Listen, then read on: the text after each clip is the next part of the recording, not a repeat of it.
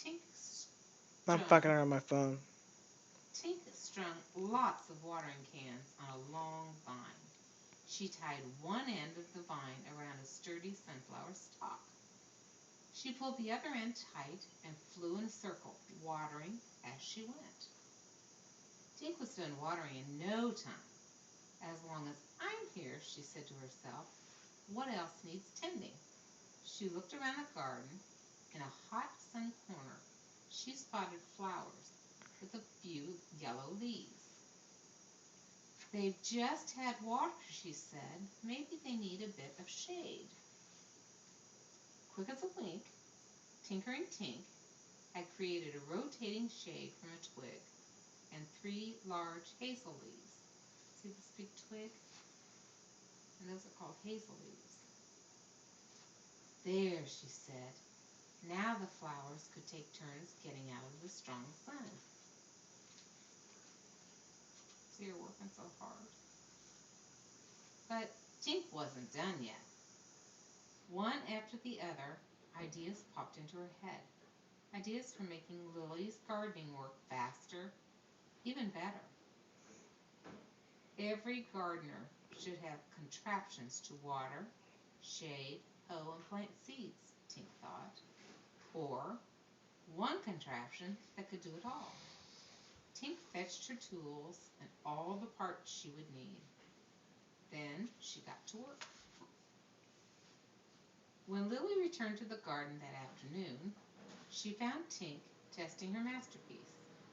It watered, it shaded, it hoed, and it planted. It was a gardening machine. Tink announced proudly to Lily. Lily watched speechless as Tink showed her how it worked. Look at this.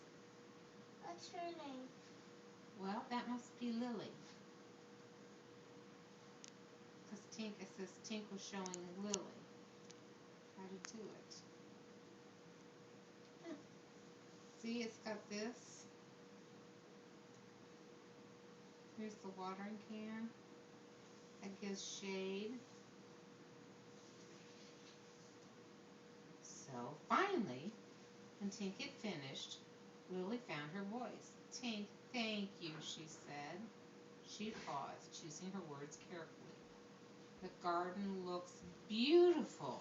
It's a wonderful invention.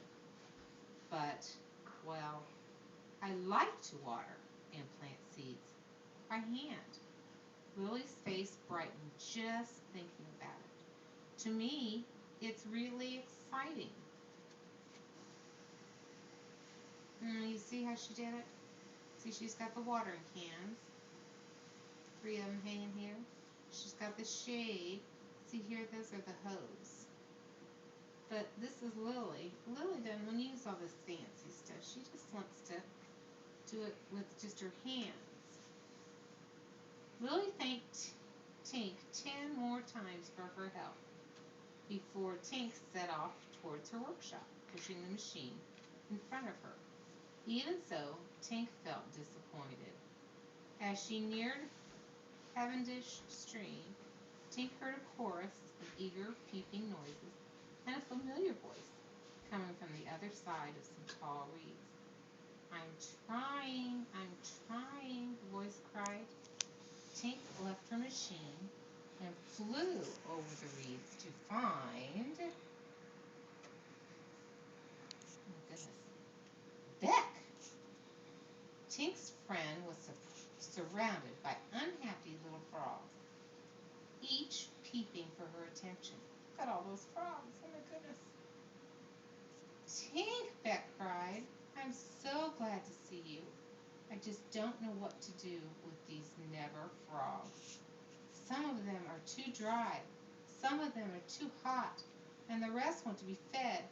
And all at once, I can't keep up. Oh my goodness. See, she's trying to do all that by herself, and there's Tink. This one wants water, that wants food. They're all crying at the same time. Tink had an idea. She hurried back to her gardening machine and pushed it to the bank of the stream. Soon enough, The machine was sprinkling water over some frogs, creating cool shade for others, and feeding a steady stream of ever fruit seeds to the rest. You're a genius, Tink, Beck said. Look it over here, Hannah. See, these guys are getting sprinkled from the watering can. These are in the shade so they're not hot. These guys are eating. So they're all happy now. Tink beamed with satisfaction. Her all-in-one gardening machine turned out to be perfect for taking care of baby frogs. It couldn't have worked better if she had planned it that way. Maybe, just for the time being, Tink would pretend that she had.